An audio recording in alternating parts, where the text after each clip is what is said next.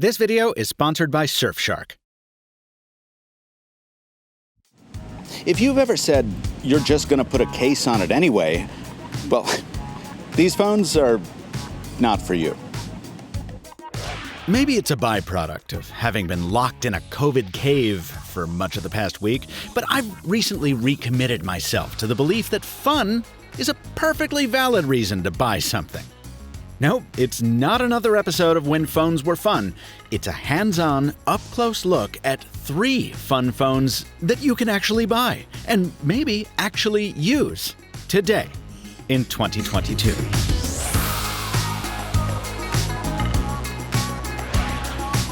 I'm considering moving to Paris and dropping the vowels from my name to signify the abandonment of my old life and my total embrace of the avant-garde. Okay, maybe I'm not considering that yet, but if I did, I'd have a lot in common with Piet Mondrian, the abstract art pioneer whose use of line and bold color means even if you don't know his name, you probably know his work. And it turns out the Mondrian style translates very well to a phone. This is the special Mondrian edition of the TECNO Camon 19, and what at first looks like a modular collection of components is really just a minimalist grid of stripes delineating zones of differently colored paint. Paint that only becomes visible when exposed to ultraviolet light. All right, let's take it outside, see what that UV light can do. Oh, wow. Oh, whoa. I didn't expect it to be so instant. Oh, that's amazing. Yep, just like the fingernail polish or special t-shirts you might remember, this phone blooms into bold color in the sun and fades back to stark monochrome when brought back into the shade. Yes, it still works through windows or in indirect sunlight, just takes longer. And yes, it's purely an aesthetic statement. TECNO couldn't match Mondrian's pure primary colors with the UV-sensitive pigments it had available, so it reinterpreted the style with these pastel shades instead. And what it couldn't do with color, it did with packaging. TECNO collaborated with Boston's Museum of Fine Arts to create a Mondrian-themed gift set. Included in the bespoke packaging, a set of TECNO's Sonic One wireless earbuds, with some custom accents of their own, a bundled rapid charger, Mondrian cufflinks, and a beautiful handkerchief that I'd very much like to be dapper enough to pull off. There's even a pre-installed screen protector and a clear case included. Frankly, this presentation is much more polished than I'd expect for a gift set whose price starts under $250. And that also goes for some of the specs on the phone. This display refreshes at 120 Hz. It's powered by a 5,000 mAh battery, and the main camera is optically stabilized. It's tough to argue with that kind of composition. Of course, the price also carries compromise. There's a big chin beneath the LCD, along with the slight pixel discoloration around the edges that always screams budget phone. Also likely to discolor is the TPU material of the clear case, which I expect will start yellowing well before the year is out. I'm not a fan of the custom HiOS software running atop Android 12. And despite the respectable specs on the cameras, the photo and video samples I've seen haven't exactly impressed. Most damning of all is the lack of true cellular compatibility for the US. This device is only being offered in select markets of Southeast Asia, Africa, the Middle East, and Latin America. But in a world where phone makers seem to care less and less about standing out, committing to a design this ambitious is refreshing, especially from a manufacturer almost no one on this continent has ever heard about. And while we have seen color-changing phones before, TECNO deserves credit for committing to a specific artistic vision and realizing it with the help of a prestigious collaboration. It's pretty impressive, even if getting one to work on our networks here in the US turns out to be as elusive as buying a real Mondrian. Call me easily amused, but I am digging this a lot. Wow. For our next device, nothing says fun quite like gaming. And I've never seen a phone that takes that particular flavor of fun quite as seriously as this. Now, I prefer portable consoles to mobile games, so when a gaming phone gets my attention in spite of that, well, that says something. That's what happened with last year's ROG Phone 5 from ASUS, and as you might expect, the all-new ROG Phone 6 Pro doubles down on that formula. Right from the unboxing, this product is celebrating its Republic of Gamers target customer. You don't just open the package. You breach the hatch like you're cracking open a Starship's escape pod. You don't just sign in to your accounts, you authenticate with a key card that spawns an augmented reality minigame that comes with a custom-made AR helmet. Even the dull parts of the onboarding are backed by custom music that reminds you that, yeah, this phone is something really special. That music comes at you from incredibly loud dual speakers, which means it's actually a solid shower radio for when you stay at a hotel. And the new IPX4 splash resistance means it won't get hurt in the process. Yep, that is a screen on the backside, and it comes with 60 animations that can run whenever the phone is unlocked or in response to charging state or phone calls. You can also program your own custom text or logos, and the screen will also occasionally show icons for your missed notifications. Something echoed by the Dare to Play LED up top, which changes color if you've gotten a message or missed a call. It's all wildly over the top, but I feel like a big part of PC gaming culture is customizing your rig. And ASUS has really done a wonderful job of giving you that same creative latitude on mobile, right down to changing the fingerprint reader cue into an ROG logo, if you want. And it wouldn't be an ROG phone without over-the-top accessories to go with it. A new Aeroactive cooler to dissipate heat during extended gameplay, and an updated Kunai gamepad to give you the physical controls you'd normally miss on a phone. And even if you don't spring for either of those, you've always got the Air Triggers, touch-sensitive strips that let you add virtual tap points to any part of the screen on any game you like. Much of the rest is recycled from last year and just as impressive today. The 6,000 mAh battery, the dual USB ports, the headphone jack.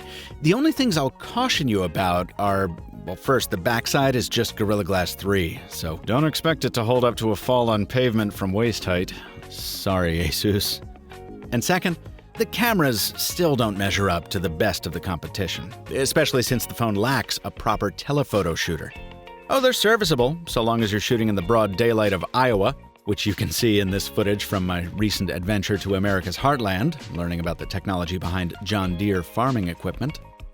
But for a starting price of $12.99 when it launches later this year in the US, well, it would just be nice if these cameras were as useful in a gamer cave, where they're likely to be used, as out in the farm fields, where they're not.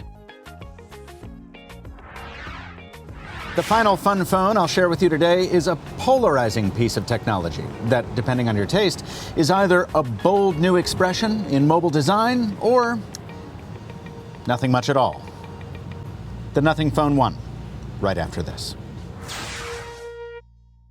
One of the things I never thought I'd miss about the internet until it was gone was that it was mostly neutral. But these days, your internet service provider can change your speed based on what kind of surfing you're doing, like slowing down your connection if you're streaming video. Or your employer can restrict certain traffic that it thinks you shouldn't be able to access. And websites can even show you different prices depending on where you are in the world, even when that doesn't make much sense. Well, I think all that's pretty shady, so I'm happy to be sponsored by Surfshark. It's a VPN that keeps your browsing private, safe, and, neutral. Because that's what the internet should be. Get Surfshark at the link in the description and use code MrMobile for 83% off and 3 extra months free. Thanks to Surfshark for sponsoring this video. Carry around the Nothing Phone 1 for a week, as I've done, and you'll get a lot of confused folks asking what you did to your iPhone. That is, until you get a message. Yeah, if you're looking for meaning or utility in the newest smartphone from Carl Pei of OnePlus fame, well, stop it. Nothing does have some ambitious ideas about eventually changing the way we stay mobile, but it's been pretty clear from the outset that its first smartphone was going to be much more modest. The Nothing Phone 1 lives and dies on its aesthetic, so if you're a fan of design, you're going to want to see this thing in person. The retail packaging is very minimal, not unlike the sleeve a vinyl single might come in. Hello, bird. It's nothing. You see? And that restrained presentation kind of sets you up for the phone itself. What might appear flat and featureless in photos is actually an intricate lattice of layers. Some of it exposed technology, like the wireless charging coil, the rest a collection of textured modesty panels that help to set off the glyph interface that's the real star of the show. Nothing strung together 900 tiny micro-LEDs under diffusion strips to make them appear continuous, and that means they can fire and flicker rapidly to synchronize with the haptics and ringtones. A bunch of very retro bips and bleeps that remind me of the 2001-era Motorola I recently showed off on when phones were fun.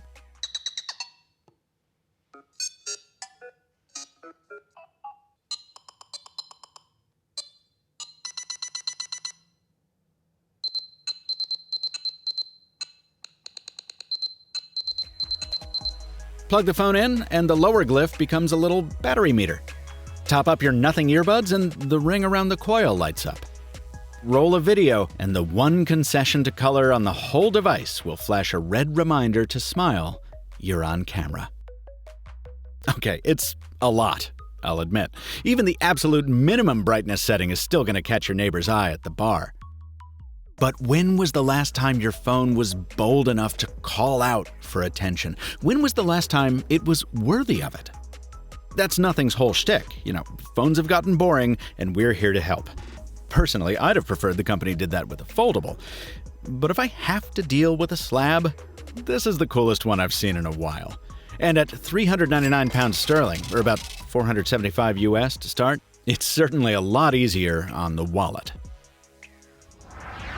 My biggest objection is that Nothing doesn't take the concept far enough. I mean, yeah, the back is really cool, but the front is... well, it kind of looks like an iPhone. It deserves points for the symmetrical bezel and the few tweaks it's made to Android, like the oversized system toggles and the dot matrix style font, but when the most design-forward thing about your software is the voice recorder? I mean, Carl told me Nothing has 350 employees right now. What are they all doing? I mean, why isn't this interface truly distinctive instead of oddly generic? Where I'm coldest on the Nothing Phone 1 has nothing to do with the mid-range Snapdragon processor, which is plenty speedy, or the battery life, which has actually been excellent. I am concerned about the cameras, but this goes beyond even that. The issue is that it's not coming to the US. Primarily because getting certifications for US carriers and enabling all 5G bands is prohibitively expensive. I did have luck with just tossing in my T-Mobile SIM, and it worked okay here in Brooklyn, better at least than the TECNO, but it certainly isn't ideal, and whether it's even usable or not for you will depend on your local network situation. Yep. We're fully back to the bad old days of the US missing out on the full depth and breadth of fun phones from overseas. So, while it pains me to say it, the chances of me doing a full review on any of these phones are, well, close to nothing. Especially since some other phones which are coming to America are thankfully just over the horizon. Stay tuned to see more about those very soon, and if you do want to buy any of the products featured in this video, I'll leave links for you down in the description. This Nothing phone actually did pretty good at audio capture in the selfie camera, so I'm going to use it for everyone's favorite part of the video, disclosures. This video was produced thanks to review samples from TECNO, ASUS, and Nothing, all of which were pre-production samples running pre-release software. Additional disclosure, TECNO did license some of whatever I said about the Mondrian phone. They paid my publisher for that. I don't get any of that, and they didn't have any editorial control or early preview or anything, but I figured you should know anyway. Everything else is the same. No manufacturer was given editorial input, copy approval, and nobody furnished compensation for the production of this video.